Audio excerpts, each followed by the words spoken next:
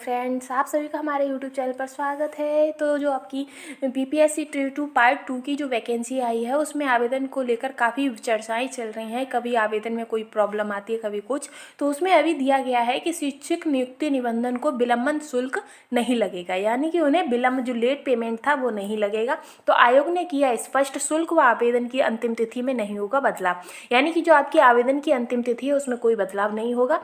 तो जागरण संवाददाता पटना, बिहार लोक सेवा आयोग की शिक्षक नियुक्ति के दूसरे चरण में अब रजिस्ट्रेशन के लिए विलंब शुल्क नहीं लगेगा। जो आपका लेट पेमेंट लग रहा था वो अब नहीं लगेगा।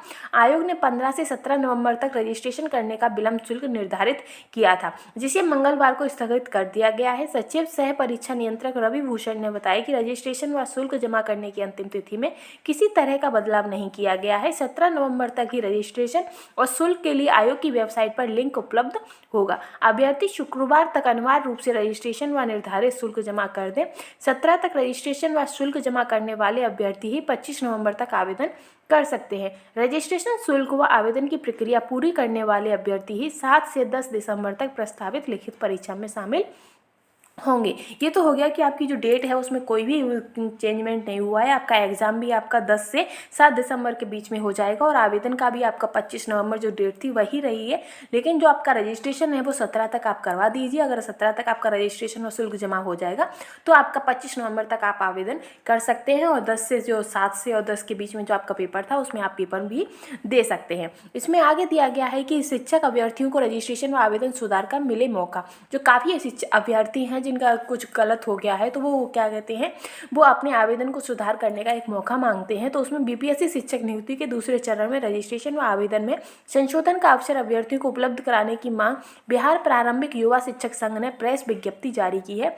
प्रदेश अध्यक्ष दीपांकर गौरव ने कहा कि नोटिफिकेशन के साथ फॉर्म कैसे भरें, इस पर शिक्षा विभाग और बीपीएससी ने कोई स्पष्ट दिशा निर्देश जारी नहीं किया है।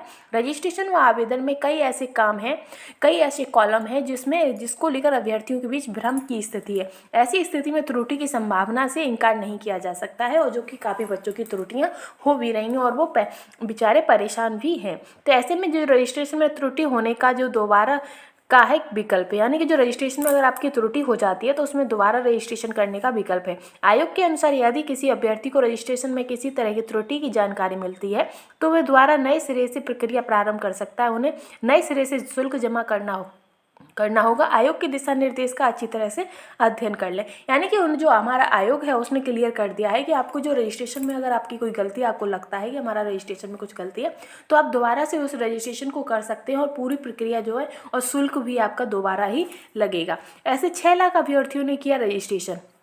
आयोग के अनुसार मंगलवार की शाम तक 6 लाख अभ्यर्थियों ने परीक्षा में शामिल होने के लिए रजिस्ट्रेशन की प्रक्रिया पूरी कर ली है। इसमें 4,33,000 शुल्क जमा कर चुके हैं। वहीं 1,74,000 रजिस्ट्रेशन शुल्क व आवेदन की प्रक्रिया पूरी कर लिए हैं। पहले चरण की रिक्त सीटें और SC/ST विद्यालयों की नियुक्तियों को समाहित करने पर दूसरे चरण में 1,22,016 सीटों पर प्रारंभिक, मध्य माध्यमिक व उच्च माध्यमिक विद्यालयों में शिक्षकों की नियुक्ति होनी है।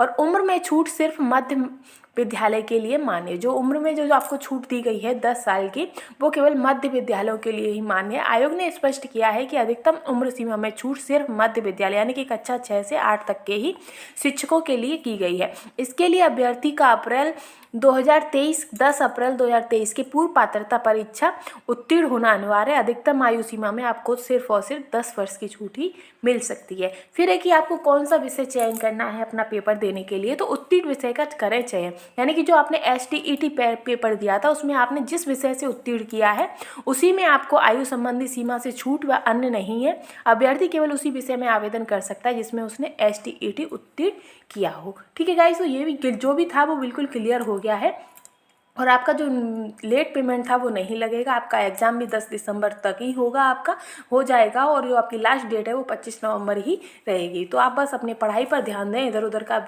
ना देखें, बस अपना सिर्फ और सिर्फ पढ़ाई पर ही ध्यान दें। तो ये तो आपकी सुबह की लेटेस्ट अपडेट हो गई और ऐसी ही लेटेस्ट अपडेट के लिए हमारे चैनल से बने रहिएगा। Thank you guys.